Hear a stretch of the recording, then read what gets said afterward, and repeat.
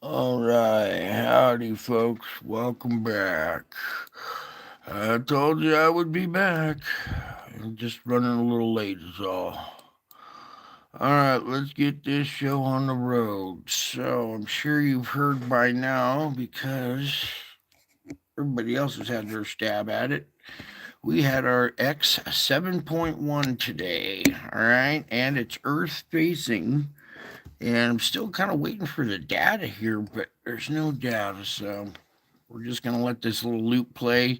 Came out of this region down below here. Well, that was interesting. All right. Well, while that's loading up, I'll take a moment to thank you for taking some of your precious time to be a part of this precious family. I know it's late and I'm running late, but I still got to get this show in because, well, there's some important details about this that maybe other channels didn't cover yet. So, meanwhile, missing the data from it, here we are. This is September 1st, 2024, okay? But we only have 71 frames. And of course, our event is missing. So, came out of this region down here. But we're going to go over and just start our report on some other things, anyway. So, coming on over to the solar ham here. Let's get started. First off, faint halo CME associated with the X7.1. Okay. Faint halo means it's coming our direction. And when it came off the sun, it was much right here in this part of the disk. So meanwhile, let's get started with our solar flux indice. It's up to 245. We're up 31 points right now. Okay, so that's a pretty good jump right there, and we're well into the red now. All right, our sunspot number count is at 196. We're about to break into the red right here, too. We got 46 new sunspots right there, so we got an uptick and we're climbing, almost in the red right there. So here we go, folks. And with the 7.1 just kicking off, hey, it's getting busy. All right, let's pop this open and get started on this. Zoom in really quick here. Okay, now as we look at this whole area, very, very complex. We got 3842. This is where our new event came out of right here. We got 3836. That's pretty strong right here. We also have 3834. This little complex little magnetic structure. Then this is getting pretty complex too. I don't think the camera's doing it justice. I think you need it more like that. Take a peek at all the activity that's going on right there, just in that chunk of the screen. All right, lot of polarity, lot of complexity there. Some strengthening going on in these, strengthening going on in these here. So this whole area is kind of coming back to life again. I admit I was a little wrong here because we had a big event come out of this region and I thought it was going to taper off. So sometimes I'm wrong, and I will be glad to say that I thought this area was going to diminish, but it's continuing to strengthen. We had another event out of it. So surprise, surprise. God is always full of surprises. It's always just what you think is going to happen, something different and not necessarily the opposite. It's always like something just a tad different. Anyways, this area too, 3841. See the complexity going on in this thing as well? And then look over here, this circle one, this thing is starting to come to life.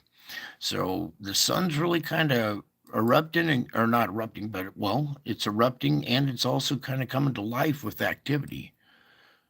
These ones are waning and heading off to the side here. 3836 still has a little strength in it too. So we'll have to watch all of these. It's kind of getting a little busy on the sun right now. So now let's go back, slide on over and scroll down. May catch a little bit different audience tonight because, well, run a little late.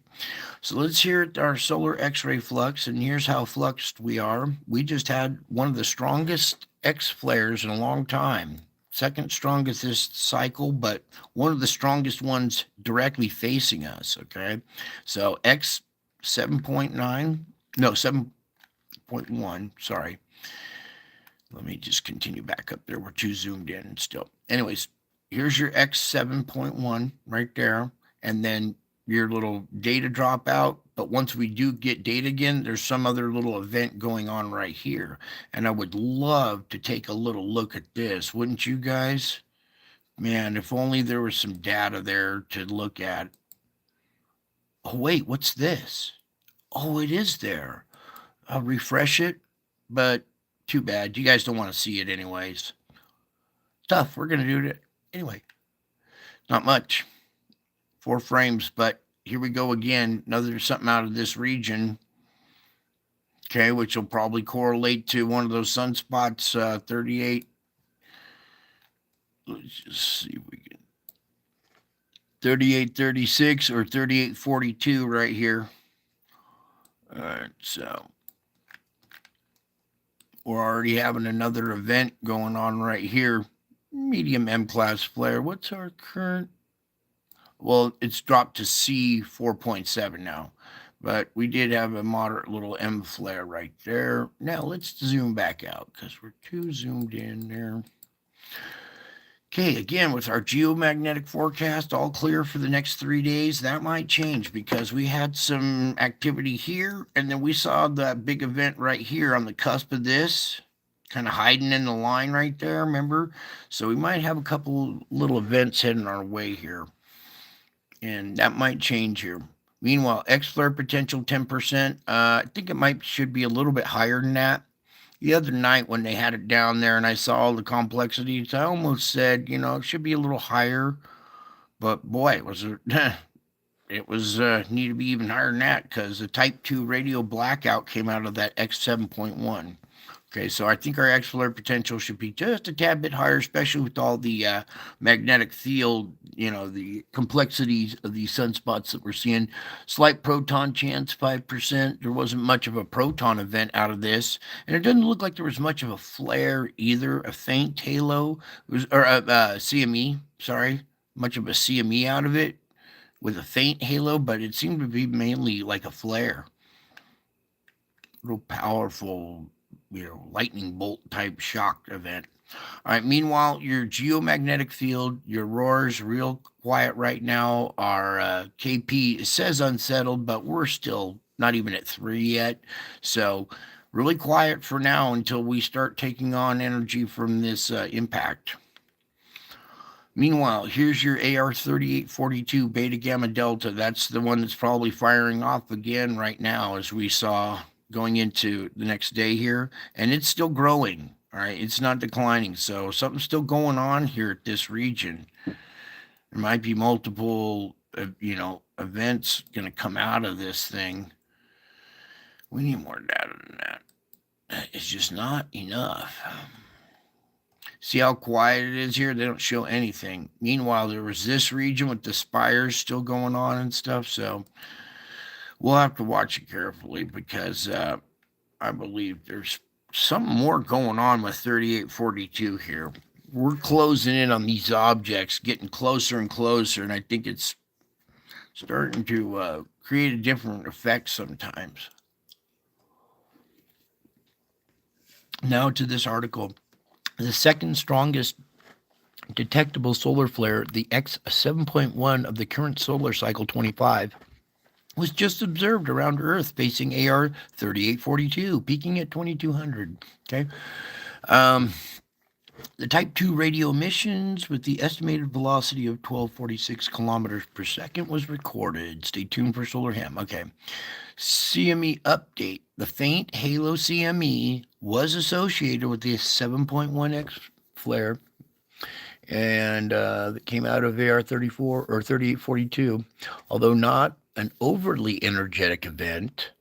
A passage past Earth will still be likely within 48 to 72 hours. So a minor G1 to moderate G2 geomagnetic storming will be possible by the end of this week. This happened on the 1st, well, actually more like the very end of the first right here. So I give 3 days, the very end of the fourth. Okay. Might arrive early, could arrive later. Even at 46 kilometers per second, there's this in front of it too. So I don't think it's gonna, be arriving too early. I might be wrong there too, but now there we go. Finally, some data.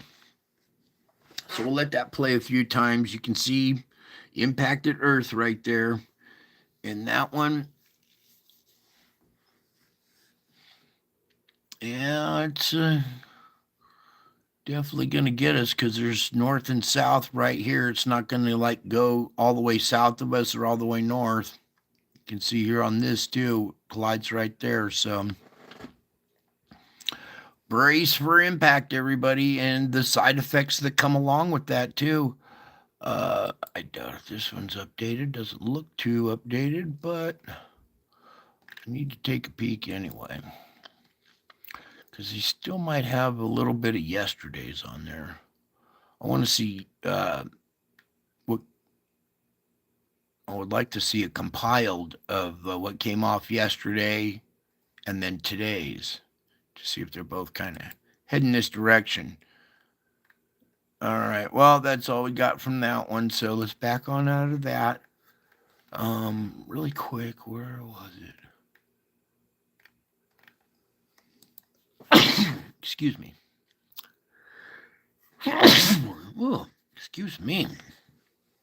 All right, there's a good little, that's the M7.6 solar flare that came out of the same region. Okay, so any energy that came out of this or any kind of CME, faint halo, would be coming partially in our direction. And then, and then this one as well that came off today here, this X7.1. So it was right here yesterday and fired off. Now it's right here today and fires off. So you're going to have a double whammy. There's going to be one right in front of it from here and then this one. And like I just showed you on the tracker, if it was in this position and it showed it giving us a pretty good, side swipe, and it was in this position the day before, you could barely tell. It was like from here to here. All right. So both of these are probably coming our way. All right. So there's that. Now let me get on over to this really quick. So there's your little movie playing right there for a second. And you can see it glitches out the camera. So there's a lot of power in in this blast right here. This is an X-7. It's not an X1. It's not an X4. Not a 4.5. This is an X7. So everybody, this is going to be quite a little impact. We probably are going to see earthquake activity just from the flare, and then whatever kind of CME activity will be absorbed at the poles, sent to the core. The core will heat and swell, and then we will see our earthquake and volcano activities enhanced too. So let me back out of this really quick and bring you into spaceweather.com. Significant X-class solar flare, fast-growing sunspot AR3842 erupted October 1st at 22:20. Producing a second strongest solar flare of solar cycle 25. The X7.1 category blast caused a shortwave radio blackout over Hawaii and hurled a CME into space.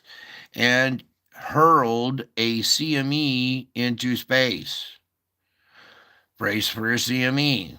A 7.1 CME. A 7.1 CME. Preliminary NASA models predict it will hit Earth on October 5th. Okay, so I said late the 4th, remember, because it was right on the cusp right here. Well, late the 4th, the 5th, right in that time frame. Okay, and they're going with the 3-day thing too. Whoopsie, right here. They're going with the 3-day gap too, and I'm kind of safe with that. I kind of trust that. It might happen sooner. It might cannibalize or catch up to the other one, and then they would have like a little magnetic coupling. They wouldn't necessarily cannibalize, but they get really close together, have a little magnetic barrier, and you would see the KP spike, a hiccup, and a spike again, possibly. I have a feeling that's what happened again. All right, so impact on October 5th, and if we had this other one right here, right around the same time frame, just a little bit off by maybe an hour. So this M7, what was that one again? The M7.6, yeah, sorry. The M7.6 hitting first with an X-7 behind it. This could actually kind of weaken the field for a second, and then that uppercut, Tyson uppercut, might catch us off guard. Let's pray that doesn't happen, because we do have quite a little setup going on here. All right, let's get on over. We're done there.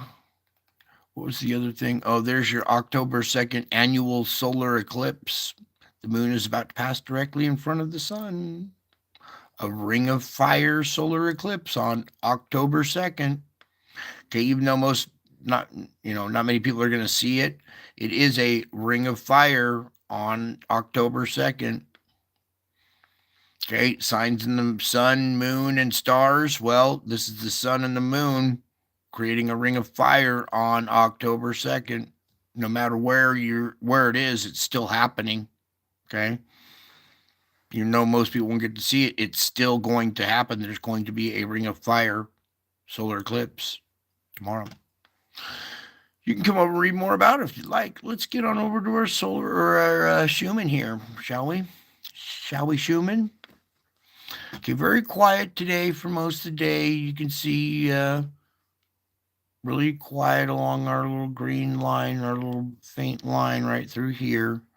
Okay, and then just as we get into the next hours of today, here was a big spike right here. That one's pretty strong. A couple of little bumps right there. There were some earlier today.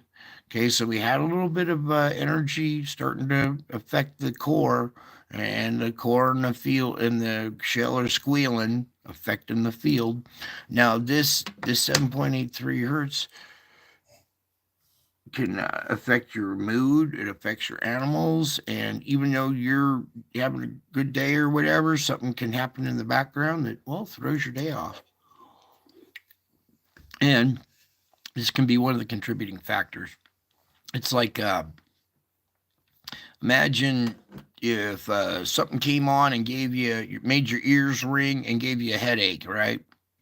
But you can't hear it.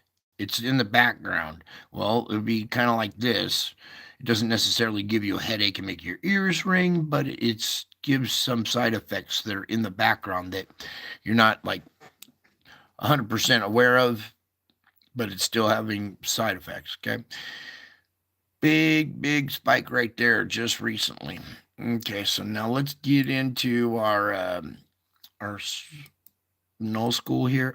All right, so I got it zoomed in here. We're at Taiwan, and this typhoon here at Taiwan and China. And look at how the winds are lashing Taiwan right now. They're just coming right off of the most intense part of the eye wall and just slamming Taiwan. And that's our fulcrum point. We need that place, in good shape. And right now it's getting quite the lashing there. And then this looks to move, maybe onward into China. And I think that would be 14 or 15 typhoons for them. This one sideswiped Japan and it's dissipated and moved on out now. Other ones I wanted to talk about were, where to go? We got this little one out here. It's not doing much. This is actually what it's doing is it's controlling this flow that's coming from the southern hemisphere, from way down here all the way up through. This almost reminds me like the derailleur on a 10-speed or on a mountain bike or something, guiding the chain up through here. This air crossed the equator, came up to our intertropical convergence zone where it's shifted now.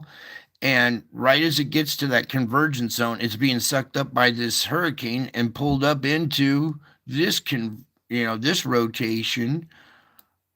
And if you see how this spits it out, it can get hooked up into this and be pulled clear up here to the top of the world. This thing has connections all the way down from one pole all the way down to the equator.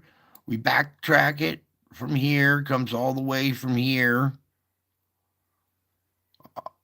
which originated, down here off this or off the Horn of Africa.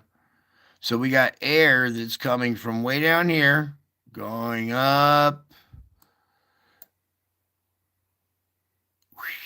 So crazy weather effects right now. Another good vortex going there.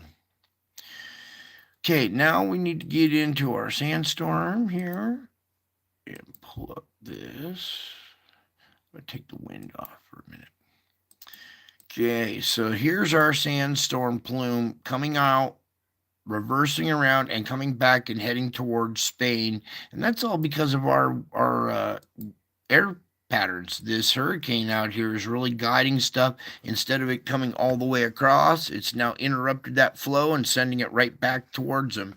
This rotation is actually sucking it in too as well. So we have this 1, 2, 3 effect that has reversed all the sand and almost a whole 360, or right back to where it started from. And with this activity, that's okay because not much is going in our direction anymore. It's all going around here. Let's just pray that we don't have much activity kind of fire up here in the Caribbean and the Gulf.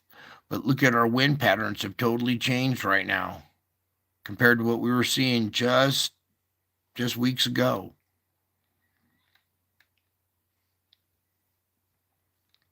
All right, a big change in our flow here. Okay, let's go take a peek at this side. Wow. Amazing.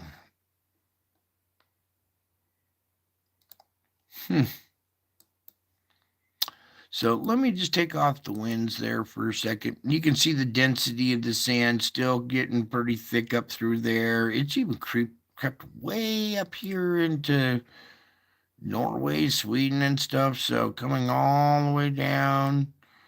You can see this eye is still pretty intense. This eye is still pretty intense. You can see the nose, the mouth. I got trouble. This is in big trouble. Meanwhile, still some intense sand over India here. A little bit getting into China now. But wow.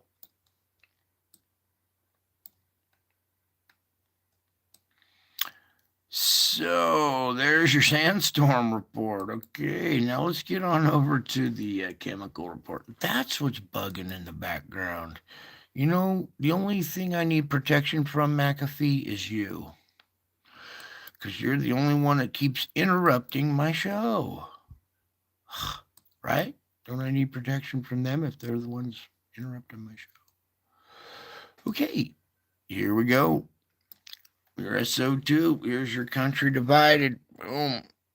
Bleeding out on one side, real porous, soft crust over here, spongy. So a lot of SO2 comes right through. Over here, thicker crust, rocky, but perforations in the crust. There you go. Pop on the fires really quick here. Now, the activity had started up here in Canada before, but has diminished. Now it's into the lower 48. So let's just get to it. I'm going to let that sit there for a minute and let you guys wrap your mind around what you're looking at right there. There's your fire activity being caused by SO2 emissions coming out of the ground so hot that they cause spontaneous combustion of any kind of surrounding vegetation. All right, this is starting to spread. All these little sites that have popped up. And every time we get a round of pressure coming in from the sun, well, then this activity kicks up. We get, pressure comes bulging up from down below, pushing on the underside of the crust, wants to come out any kind of perforations in the crust that it can. And there's all your fire activity. Ow. Happening at SO2 emission sites. Give me just a second here.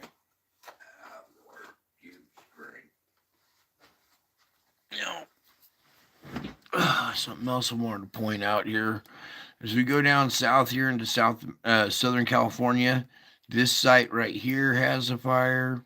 Boom, boom, boom. I'm surprised this one doesn't yet, but we'll have to watch that area carefully. So it had crept down here and now is kind of retreated so far down south, but seems to have been more widespread over this whole area right now. We got one here just outside of Salt Lake City, right here. 1, 2, 3, 4, right there. Another one here. And this is Oregon, Washington area. Let me just put that right there for a second. Where'd that stuck out here?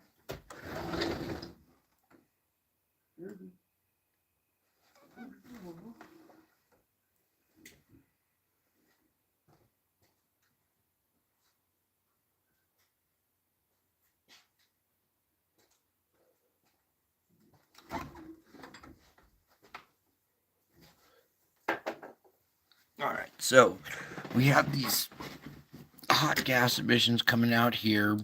Let's turn off the fires really quick here and continue traveling down. So, very porous over here, a lot of SO2 emissions, not so many fire activity out of this stuff, but sure is over here. Okay, going down through Mexico, they got theirs. Cuba's purple, Jamaica, you got the purple Kush, I guess, or whatever. All of these islands now, boom, boom, boom, boom, boom, boom, coming around here. You see all of these islands when it pops back up. Every single one of them got SO2 emissions. So all of the Virgin Islands and the Cayman Islands are coming to life there. Meanwhile, SO2 emissions through northern, like Colombia, Venezuela, all along the coast down through here. We'll stop off at our fulcrum point. It's doing pretty healthy tonight, nice and strong. Good sight right there. So really strong emissions along here, and you can see our healthy plume is blowing out here too as well. So strong. The emissions are so strong that plume has grown. It's blown way out into the Pacific like that. Okay, a lot of pressure is released by this, keeping earthquake magnitudes down along this plate boundary system, thankfully. Okay, let's move on over here to Hawaii really quick, where you see Oahu still going off, Main Island still going off. We have volcanic activity there trying to happen too, on and off. Then we come over to this region of the world and we adjust for their time frame. Boom. Okay, you can see their emissions are actually kind of lightened up a little bit over the last couple of days since the other day, but still going pretty strong. It's crept up into this area. Look at North-South Korea isn't so dark anymore right now. It looks like more widespread, like wind currents have taken it there. Yeah, you see these wind patterns, how it's taken this plume stuff here and draping it down into the peninsula. It's not necessarily a bunch of sites right there. So a little bit of change up right there in the Korean peninsula, at least I see. And Japan settling down a little bit. They still got some right there, but meanwhile, down here at Taiwan, still some pretty strong emissions. They have the typhoon right there, and you can see the gas is getting caught up in the storm. Okay, you also got pretty good emissions coming out of that region. Let's come down to Java. It's a lot lighter in color today. So is Sumatra. So a little decrease in pressure coming up, it looks like. So we probably had some earthquake activity that has, diminished some of the pressure down below. Okay, and then all through here, still kind of a little lighter today, but it's still there. Let's do the ocean. Ow.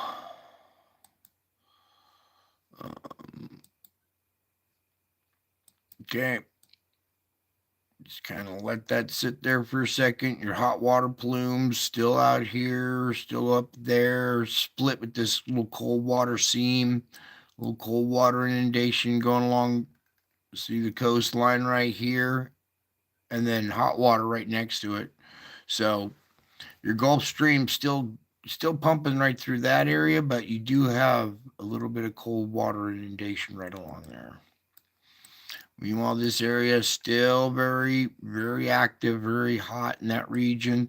Look at this ice cold water coming out of Baja California again.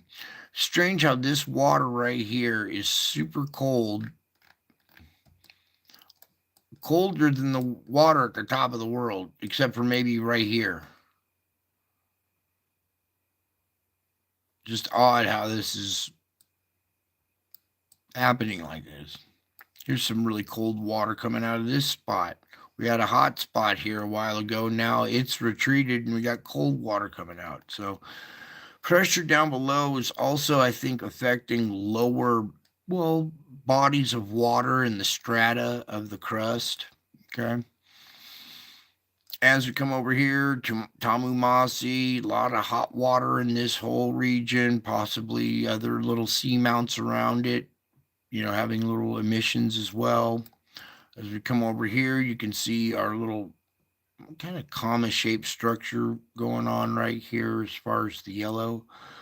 We come into the Juan de Fuca. You can totally see it comes out to the plate boundary and goes right up through there, and pressure right along the edge of it, and then some blobs here that are inside the Juan de Fuca plate. But we still have some really cold water here. Look at this. See the color of that? So we got some really cold water fighting back here, trying to keep this pressure at bay. We need more earthquake activity in that region to kind of equal it out. Meanwhile, down here, you can see this whole bay has kind of lightened up in color. It used to be yellow, and now it's a little lighter. It's more brownish than red. Camera's not doing it justice. Almost picks up too much light, but then you can see over here yellow blobs growing right off the coast here. They have probably, since these have opened up and relieving pressure, have probably helped reduce that a little bit too. It's close by. Imagine if you had a water balloon with the tiniest little pinhole in it, right? And it's got this tiny little mist that's coming out of it. And then you come over and you poke a hole right next to it with a big old skewer or a dart, and it spews out a good solid stream of water. Well, it's going to diminish. This weak little spray is going to get even smaller with a bigger vent next to it. So you understand the regulation of pressure transfer. You got a bigger opening. All of a sudden, everything that was in this area is going to rush here to get out. Similar trying to transfer pressure sometimes happens. And I'll let you be the judge of that as well. You guys are pretty intelligent here. I think you're figuring this stuff out pretty quickly here. Meanwhile, this area is really kind of heating up. See all these yellow patches opening up and stuff. That's concerning, but with our wind patterns being the way they are. No, I did not want that one. I wanted the other one. Please, Lord, help. Right there. That we wanted wind, not air. See, our wind patterns have changed now. We don't have that conveyor belt effect feeding, storms across this hot water, funneling them through this area. We do have this effect, though. Look at this, coming from the Pacific into the, the Caribbean here, looping up and but going back out. So hopefully you see how it's kind of pulling stuff offshore and directing stuff away from the flooded area now, funneling it away. So hopefully our hurricane genesis in this region will halt for a little bit and take more of this course over here, coming off and following this gyre, this rotation out here. See, we have a secondary one. These two counter-rotating pull stuff through the middle.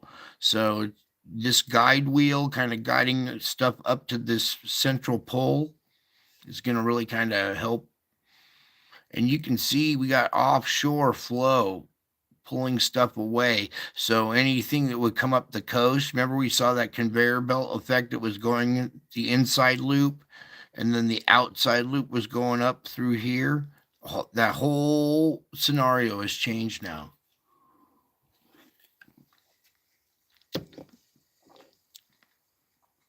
Okay, let's a good look at it for a minute. Okay, meanwhile, over here on the Pacific, we have this huge heat anomaly. Let me pull back just a little bit. This big huge heat anomaly, blah. Cold water up in here, causing one big rotation. See how the air is correlating with our heat structures?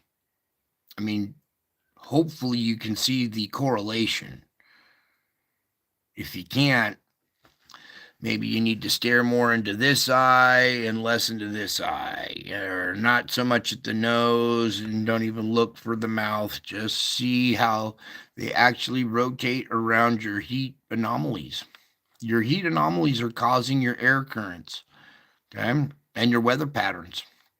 And you see this coming right up to the coastline. Some of it's making it across the Pacific Northwest up here, but then the rest comes down the coast, gets sucked into this double gyre again, central counter rotation with the central suck zone. Pulling all those storms away. So anything that approaches the Pacific, a little bit creeps through, but the rest gets pulled out, down and then pulled out again, just like it was happening before. And now you can see there's a good example right there of your weather pattern structure. Still, we have this dome of protection, this hedge of protection over this whole area right here that's been there for quite a while. And there's a reason for it.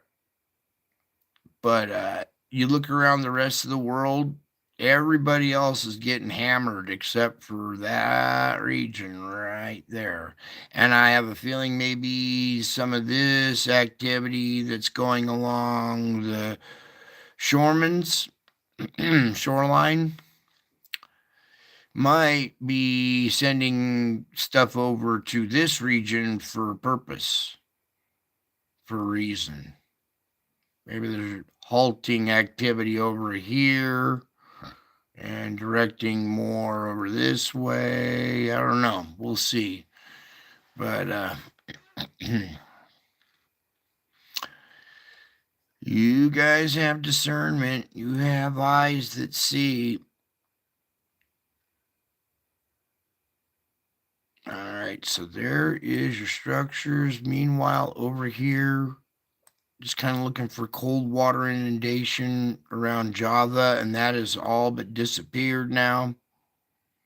So no more cold water. This isn't so much of a relief valve. Remember, it didn't look too dark in the SO2 here today. So let me take off the wind. And you can see we're getting a little yellow region starting to grow right here off of Java. So don't be surprised you start seeing an earthquake right around that plate boundary, or some kind of bigger blasts or volcano activity on Java, increase in that. Meanwhile, Sumatra had kind of lightened up in color. Well, I can see why. We got other emission sites right off the shoreline, so they may have transferred pressure a little bit. We had the island chain. We had strong SO2 emissions out of these islands yesterday. I bet you we still do.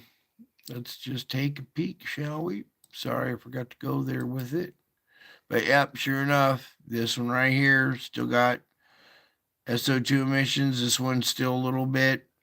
Here's the last island, and then we had a hot spot up here with our new island. So watch, we'll come back over to the ocean,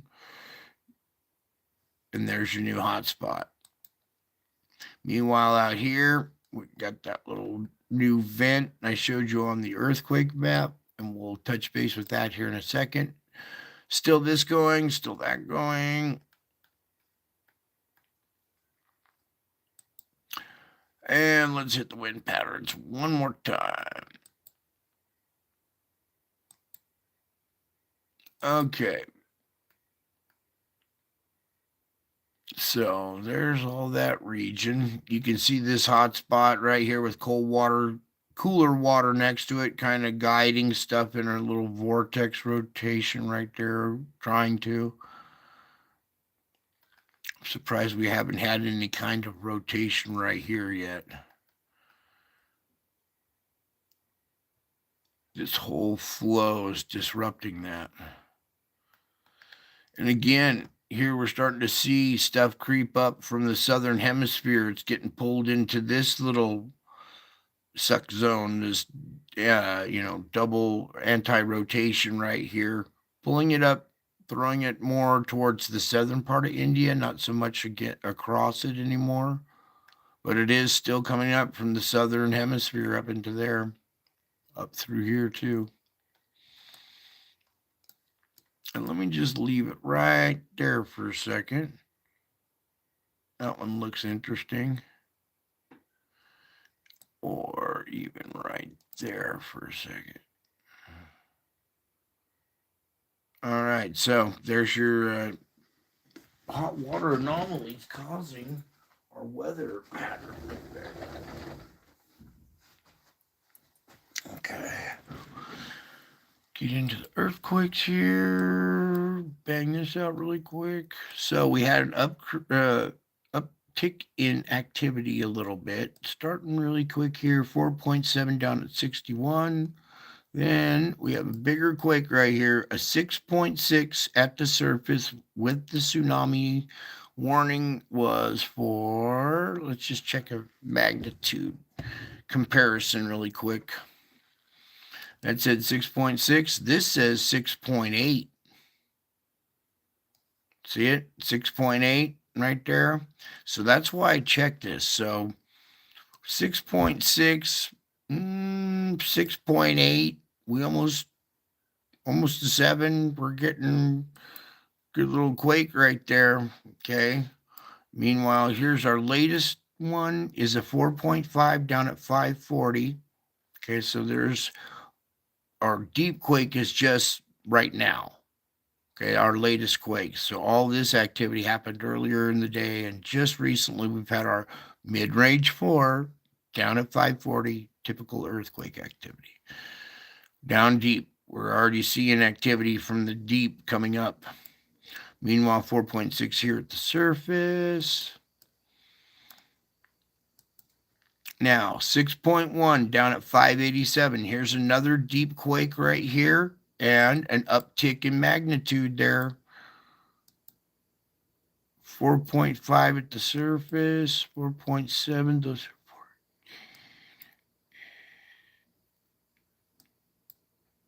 Okay. So this was earlier. Okay. Those are little after effects from that bigger quake. Then we come to 4.9 at the surface. You know what we do with 4.9s here. Every once in a while, we got to give them a 4.9 now because it is the longest list in the world, is the list of 4.9s on the USGS site. But every once in a while, one does happen. So 4.9, maybe 5. especially when we're seeing uptick in energy like that, and a 5.9 here at the surface. That's almost a 6. So is that picking up the camera a little bit better there? I hope it is. I broke my tripod mount and have to readjust it and try to make it work. So we got a little different problem. Anyways, 6 right here. Yeah, 5.9 to a 6 right here. Here's our fulcrum point. We need more activity coming out of that right now to reduce the pressure in that region. I think when we came over to here, let's go take a peek over here really quick. It's still looking okay. There's little yellow spots over there. Let me get that wind down. Okay, little yellow spots up in here maybe, but still retreated as far as pressure. There's brown right here, which is indicating, lack of pressure and temperature there. So that has really kind of improved there. But meanwhile, they're getting slammed with a typhoon instead. So instead of earthquakes, they're having a typhoon instead. Nothing up through this whole region. There's one at the Kamchatka, a 4.9, again with 4.9, 37. We'll get into America all magnitude. Just want to touch base with Greece over here, 4.1 down at 10. I believe. Ooh, we got plate boundaries over here. 5.5, usually 5. So a half magnitude uptick in magnitude here. What's down here? 4.6 at the surface as well. So a lot of uptick in magnitude right here, right there. Also, let's touch base with South America here. Fulcrum points, 4.4 and another 4.4. Add those together. That could have been an 8.8. No, I'm joking. 4.3 at the beach right there. Fulcrum point right here, 4.6. Got to remember, fulcrums can point that direction too. And there's a secondary. There's a few of them here.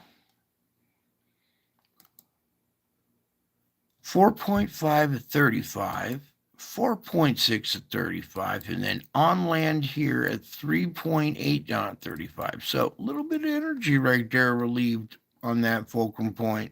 You can see how the mountains have pushed out in this direction.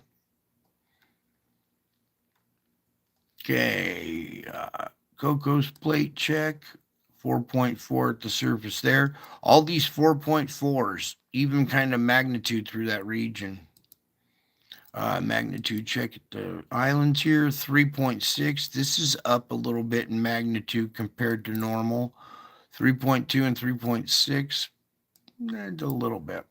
All right, here we go. Let's hop into the America show with all magnitude now, with fries to go. Okay, I just want to see that again, 4.9, all right. So 4.9, kind of quiet through here, but we hit a 3.2 there. You can see these little yellow dots creeping up the volcanic island chain. There are a bunch of little microquakes. Here's 1 to 2.4, not much to write home about. All right, current activity. We got a new one right here is magnitude 2. Let's check this. Okay, so 3.8 out on the shelf here, right at the edge of the table right there before it hits this cliff wall. So every once in a while we get mid-range 3 between here and here. Here's a little uptick. It's not much, but slight little uptick there. Bunch of fulcrum activity right here too. 2.7 inside fulcrum, 2.1 coming down through the Juan de Fuca. We have a fulcrum point 2.9 right there. Plate boundary comes down, makes a hard corner, turns right there. It's not right exactly at the corner, but that is so close to it. That counts. You got to remember, pressure is pushing up from underneath, like coming out of the page into the camera. So imagine, somebody trying to pry this puzzle piece out of the screen. See this puzzle piece right here? Imagine if you stuck a screwdriver under that and tried to pry that piece out of the screen, lift it up. Well, one of the breaking points would be right around the corners, okay, along the fulcrum points. That's close enough. Inside the water is a 2.1 up here in Canada, right through there. As we come down, 2.7 here in Washington. Now, we usually see microquake activity, really small stuff. So a 2.7 here, it's still not, you didn't feel it, but that is a slight little uptick. Nothing at Rainier today, but we got a couple at the summit of St. Helens there. Okay, none of the other ones.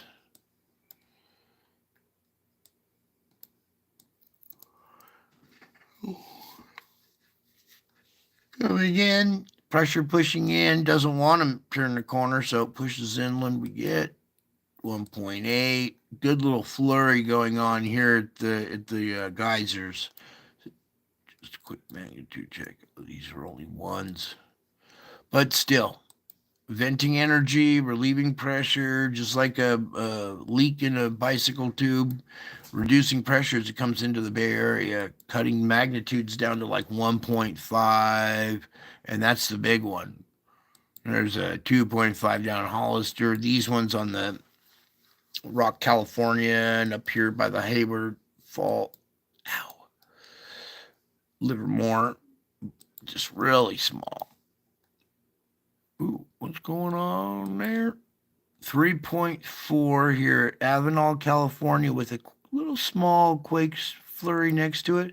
A 4. There's a 4 and a 3.4. So magnitude 4 and a couple little aftershocks right there in that region. Venting pressure. You got your plate boundary and your flat area, foothills, and where they come to the flat area is your little weak zone right through here. And that's where you're seeing your path of least resistance break through quake activity. What's going on here at this lake?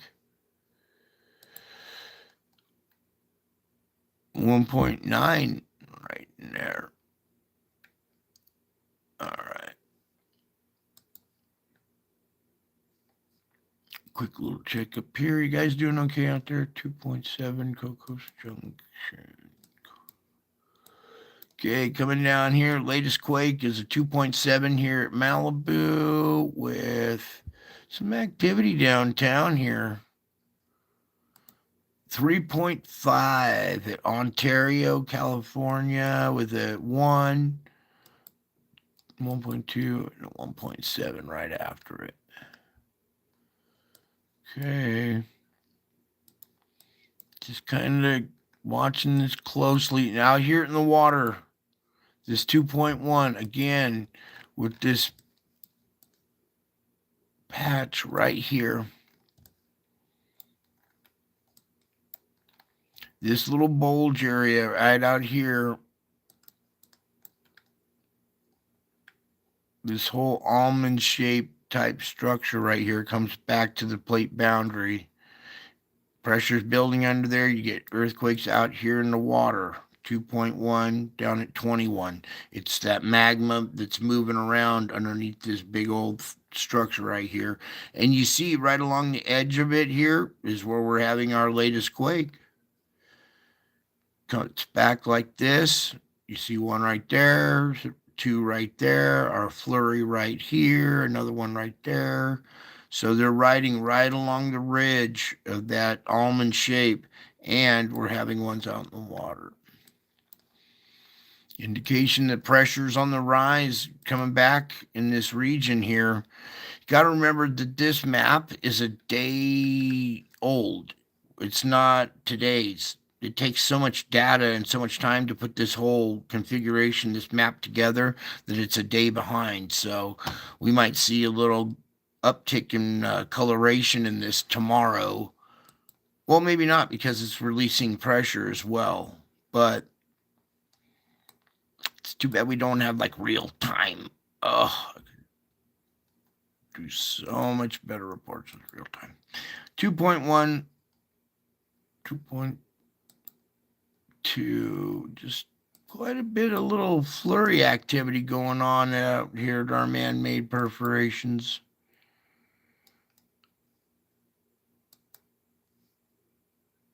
Okay.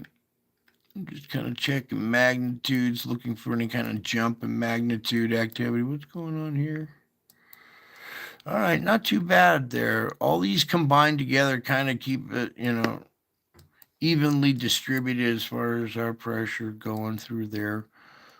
Way out in Oklahoma, nothing on the New Madrid, nothing up through the Craton. We did all that. We did all that. And a bag of rocks. Okay, so we can go ahead and do our earthquake report. Let's get that out of there. This. Oh, we need that for the weather.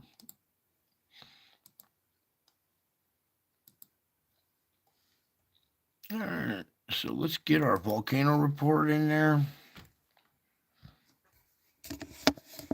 36 and 32, that's 68 that are either erupting or in warning. All right, that's active.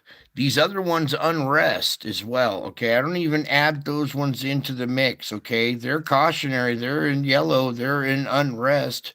So when I say 68 volcanoes, I'm being conservative. Okay. And 7 years ago, when all this stuff started happening, if I had told you we'd have 68, 36 erupting and 32 in warning, 68 active volcanoes, you would say you're crazy. And here we are with 68 active volcanoes, and I'm still crazy about you. So let's dive on in, shall we? Pregnant dogs, vet calls, cops. All right, Nevada Del Ruiz, nice little yellow triangle, amongst a bunch of clouds. Had an eruption to 22,000 feet. Okay, Nevada Del Ruiz in Colombia back on the map at 22,000. That's ash up at 22,000. Sangay, Sangay's always up at 20,000 or something plus. And here's Sabancaya at 23,000. All right, and that's just in the last few minutes. Here we are, October 1st. Here's today, which is now yesterday because, well, time flies at this channel, I'm telling you. And we don't need the cars. But there's your map of insanity. Don't look too long at this map. You'll get desensitized to it and think this is normal. This, if they ever showed this on the evening news, I think the people would lose their mind. Or they wouldn't believe it. They'd just go, yeah, right, sure. But not here at this channel. You people know that we have Ebico going off at 14,000 feet. Suwanosejima, not identifiable, but Manam here again on the map. It hopped on the map the other day, and another 13,000 foot blast.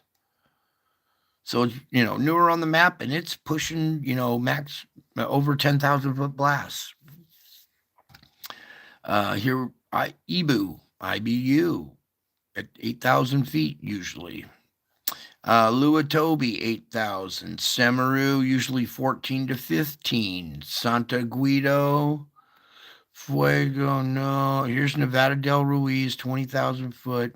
There's a big old plume of ash, more particulates going up into your atmosphere. And that's it. Okay, Songay, 21,000. See, I told you Songay is always over 20,000. 21 there. Reventador, 14. Sabancaya, 22. And that was it for today. All right, here we go. Get the weather done. Oh, I wanted to show you the Venture Sky tonight. And where are we with the radar here? Bring you over here to Taiwan, where this Kraton, or Krathon, I think it's Kraton. I don't think you pronounce the H. Well, it won't zoom in on the name, but pretty intense storm lashing Taiwan. Might hit China next, as if they haven't had enough. Little lightning report here for you guys tonight. They wanted a lightning report too. So there's this big old storm hitting this area. Meanwhile, come on over here to America. Not much lightning going on over America. All of our storm activity kind of fizzling out. A little bit offshore there. Okay, but that's just kind of wanted to show you that storm over there by Taiwan that's lashing them. Now, I want to get to the tidbits. Where's my tidbits? My tropical tidbits, that is. Forecast model. Sorry, I got to open some instruments during the show, or else it'll just jam up and we won't have a show. So here we go. Our current conditions, nighttime, October 1st. Now, as we progress through this, you got to remember we got a little different pattern going on now, different transition seasonal pattern. So as we go into morning of the 2nd, noon, convection, nighttime. Morning of the 3rd, noon, convection, nighttime. 4th, noon, convection, nighttime. 5th, noon, convection, nighttime. 6th, noon, convection, nighttime. 7th, noon, convection, nighttime. 8th, noon of the 8th, convection, nighttime. The 9th, noon, convection, nighttime. 10, noon, convection, nighttime. Jesus, it's like there's no weather to report or what? What happened? What happened to all the weather? That's so far out there, you can't even count that yet. So, a little bit of good news to report is we have finally gotten lucky and we're catching a decent flow pattern right now and getting a break from severe weather, and we're getting into a decent little flow pattern, let's just say, and our model reflects it. That goes pretty clear for quite a while, so I'll take that all day. Now, later on in the week, when we get geomagnetic enhancement here, probably on the 4th. This is only goes up to the 3rd. But when we get to the 4th here, let's just take a peek at the 4th. 4th to 5th. Let's just say 5th.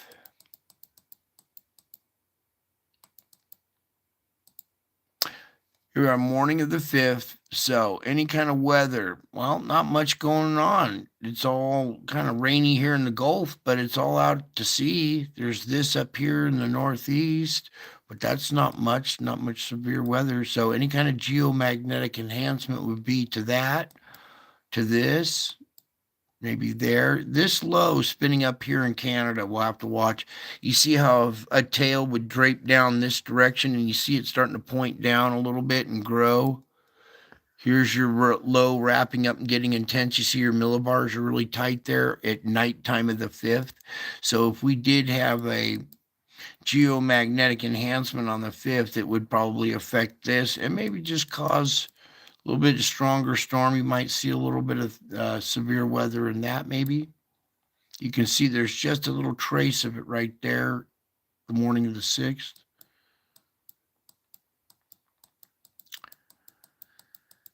But all in all, not too bad compared to what we've been seeing and the rest of the world's been seeing. Looks like we're getting a good little break there. All right, so that covers all that. Now we can move on. Now we've gotten our astrophysics and geophysics out of the way. Now we can move on to the metaphysics, or how you work. Where was the other one?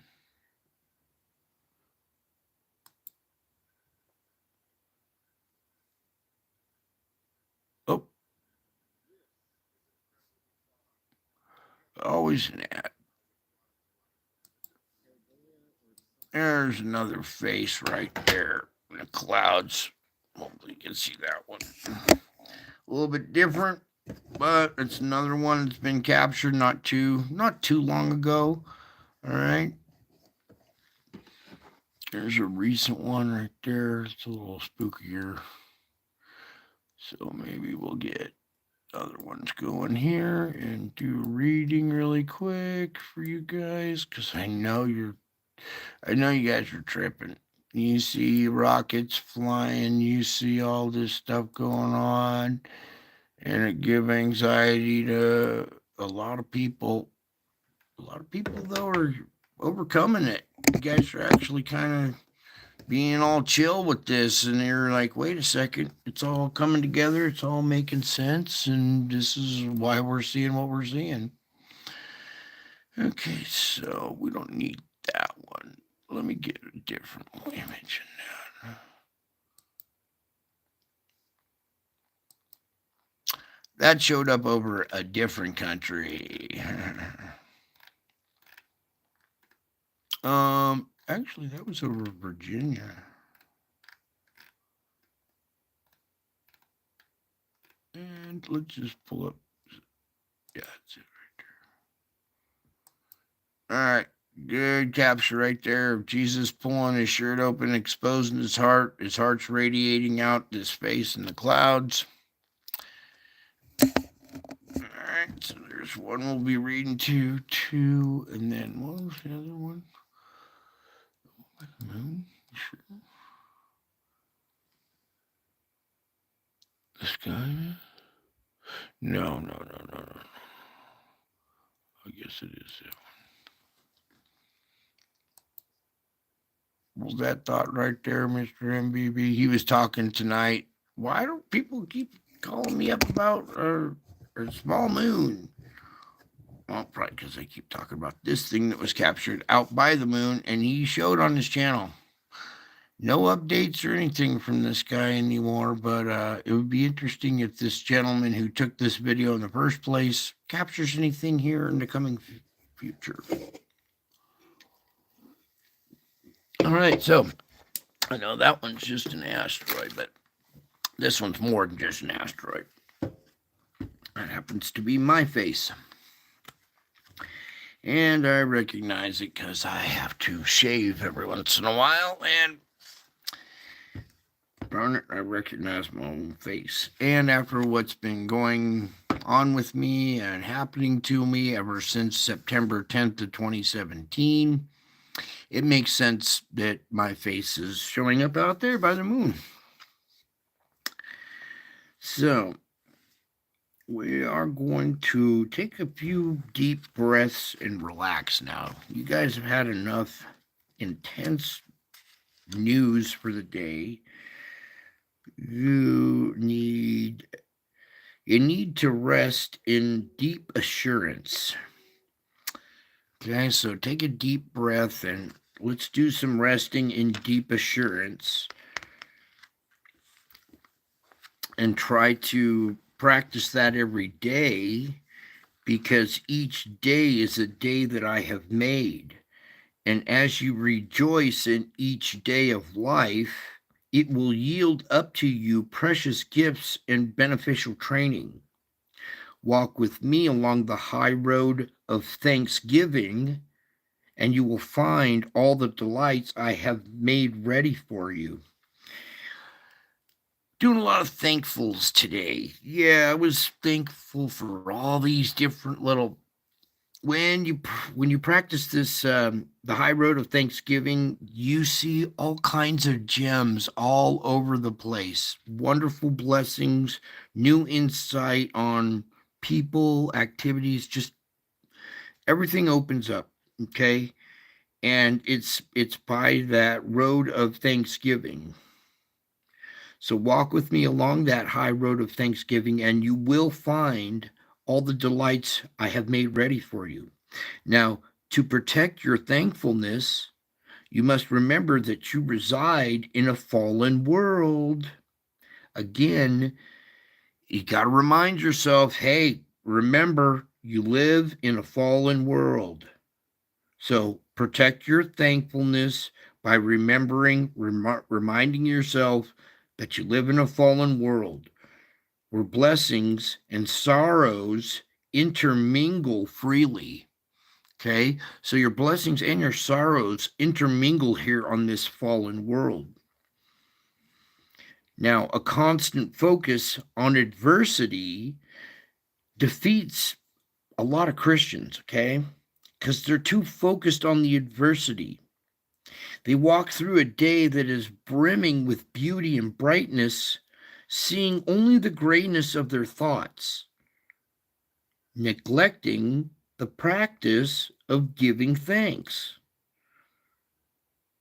So, neglecting that practice of giving thanks has darkened their minds. When you neglect the practice of giving thanks, your mind will start to grow dark. That's why you have to keep doing this.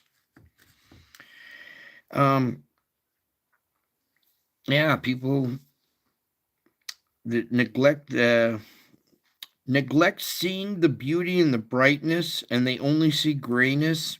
They're giving thanks. Their darkness is darkening their minds. But you're precious, and how precious are my children who remember to thank me at all times. They can walk through their darkest days with joy in their hearts because they know that the light of my presence is still shining on them. So rejoice in each day that I have made, for I am your steadfast companion.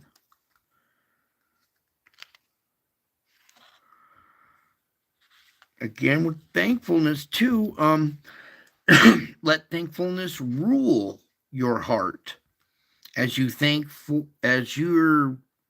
for the blessings in your life. This miraculous thing happens. This magical, marvelous thing starts to happen. It's as if the scales fall off of your eyes, enabling you to see more and more of my glorious riches. Enabling you to see more and more of my glorious riches. And more of my glorious riches, and more of these glorious riches. And that's because you have a thankful heart. And let that thankfulness rule in your heart. And thank me for the blessings in your life. When you do this miraculous, marvelous, magical thing happens. It's like these scales fall off your eyes, enabling you to see me more and more clearly. And you see my glorious riches.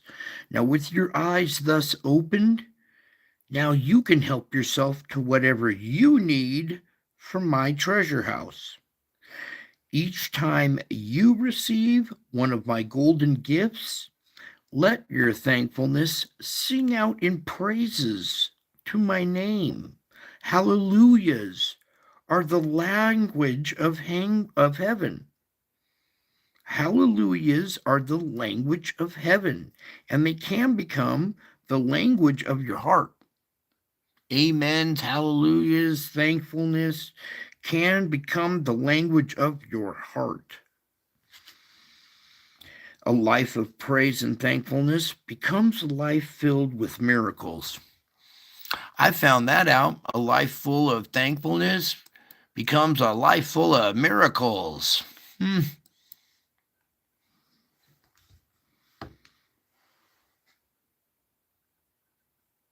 Instead of trying to be in control, you focus on me and what I am doing. This is the power of praise, centering your entire being or your focus on me. This is how I created you to live, and I made you in my image.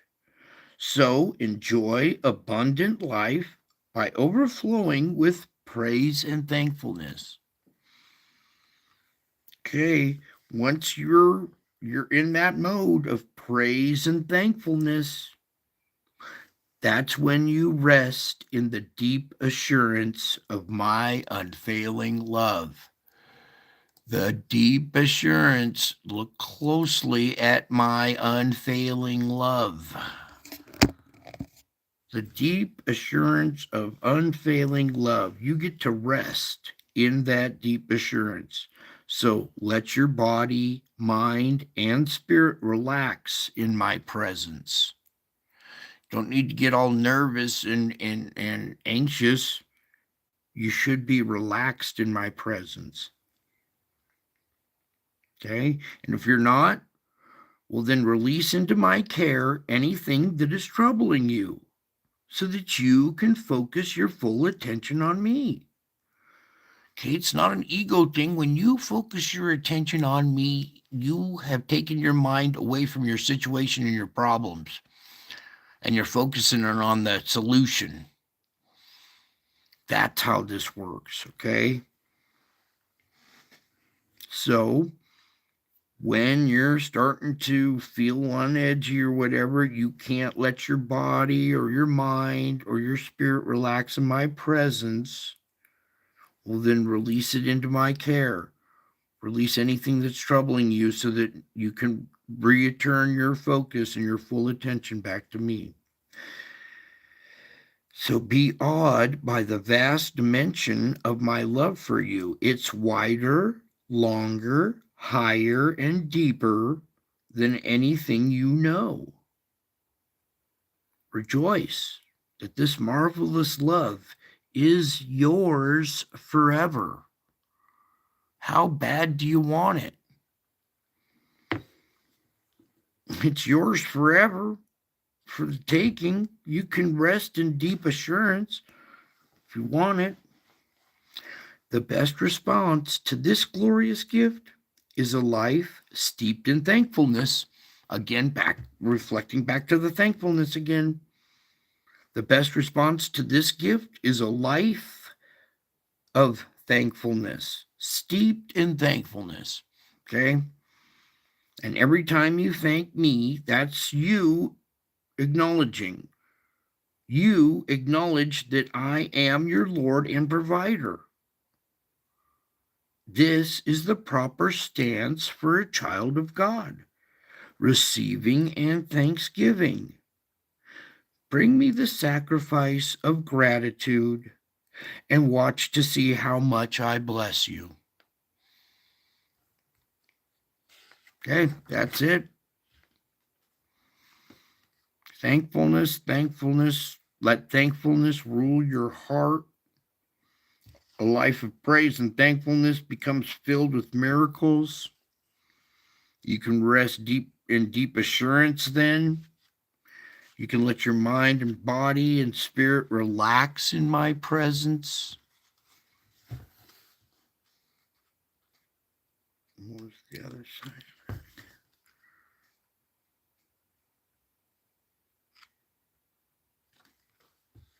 Yeah, I think that's it. Again,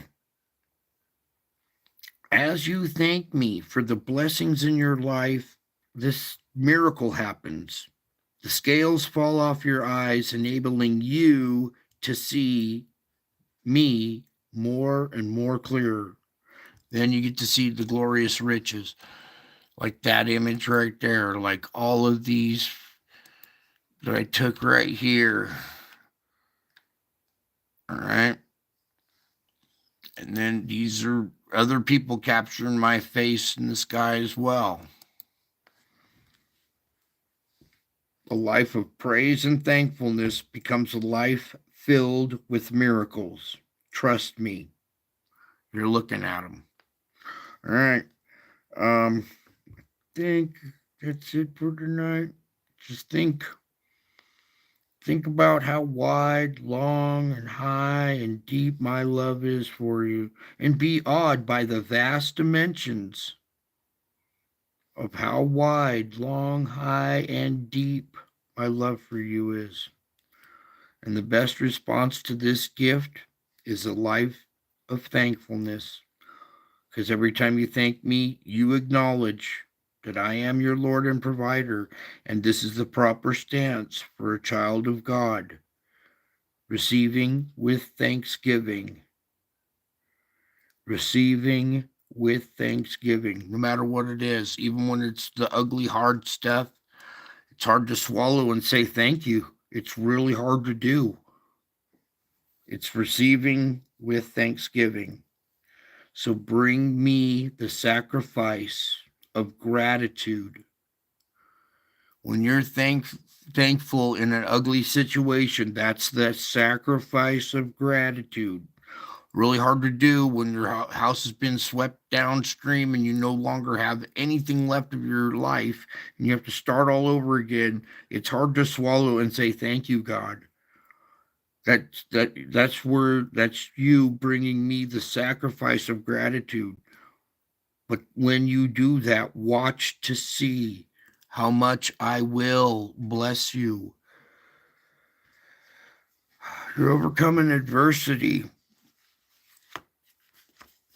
Guys, you're doing awesome. By the way, I know who's really trying, by the way, and who's faking it, who's gave it a shot and was like, oh, that was dumb or whatever, and other people that are actually practicing, seeing results, finding results in their day. And you see the headlines on TV right now, and you are not as rattled as most people. Okay, still affects you. I'm not expecting total perfect composure, but you're getting closer. Some of you are starting to stand like a rock. And no matter what comes out of the media or bad news, you're like, you know what? It does not change this. Right? You got your foundation and it's working. You're putting your foot down. You're like, I refuse to get rattled by the current events of the world. It still does not change my destiny, my victory. So that's where you rest in assurance. That thankful mind, that thankful heart helps you rest in assurance that this is me in the clouds, coming with power and great glory on Easter. 2,000-year-old prophecy came true on Easter. Okay? Here I come with power and great glory. And if you see me in the clouds here, if you can see my face with the crown over right here, if you can see me coming in the clouds with power and great glory, it's fascinating. You get caught up in it like a good book or like a good song. Now you're caught up with me in the clouds, aren't you? See, I went ahead and made a place where we could meet. So where I am, you could be also. I made a place in the air where we could meet, the air of cyberspace, here at this YouTube live stream, this live family. I can't come over and give you a big hug right now, but soon I can. In the meantime, I like to meet my family in the air where they can get caught up with me in the clouds and we can have a nice time together, okay? We can practice the disciplines that overcome your adversity. Now your mistakes are no longer mistakes, they are opportunities. So I've canceled out all that stuff. I make everything new. Okay? Even your music. Some of you found that, the code. Others probably shouldn't find the code. It will ruin the music sometimes, but found all this to be true. And now you're having results. That's what I wanted, was results for you. It wasn't, hey, look at me. Hey, I need a million subscribers, or, I need all these likes or whatever. No, no, no, no, no, no, no, no, no, no, no. I went through some pretty crazy stuff and I learned a lot from it. And I want to pass that on because I know you're going to go and you are going through crazy stuff and you're going to need every little tool. Okay. Still, going through this latest PTSD round, I'm getting better each day. I've had to take some of my tools and Well, break one in half and break the other in half and forge a new tool. All right, so even I'll describe that here in the coming days here as it gets more effective. I'll teach you how I take a hybrid, the best of one product and the best of another product, and blend them together for for an invention that's needed, a necessity. Invention's the mother of necessity. Necessity is the mother of invention. Sorry. But we will get to that here later. Just keep trying to salvage your days. Bring that light into people's lives. Your face glows like this. All right, when you're smiling in your heart and you're interacting with somebody, you're bringing my light right through you into their lives. You guys are having success, and I'm just happy for you. Okay, I'm happy for your success. All right, that you get. Some of you are getting that ease, that peace that transcends these circumstances, and the strength to keep fighting and overcoming your adversity. Every time you do, it's another glory. We're just chalking up all these glories. Okay, keep going while we wait. Just keep going, one day at a time, one step at a time, and for some folks, even one moment at a time. Okay, you need to take a break. God grant me the serenity to accept the things I cannot change. Things I cannot change can also apply to people. God grant me the serenity to accept the people I cannot change. People, things, circumstances that I cannot change. Okay. It can apply to all of that. It's saying it until it works. It may not work on the first one. I've had to grind my teeth and bite down, God grant me the serenity, God grant me the serenity, until I let go of my jaw, and it's no longer, you know, irritated. It's a more calm, relaxed. Oh, God.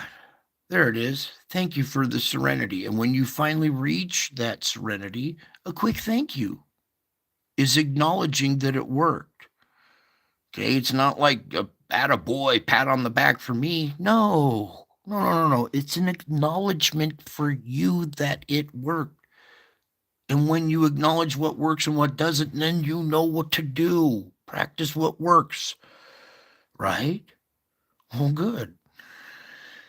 I'm just thankful for the people that are actually getting this and finding success. And when you do, share it with people who need it. About all I can say. All right. I love you all. I miss you all. I got to go. I got more to do still. My day is not done yet. Got to go. I love you all. I miss you all. Until my next show, I will be back. I am already back. You are caught up with the clouds, in the clouds with me in the clouds. Okay. I will be back.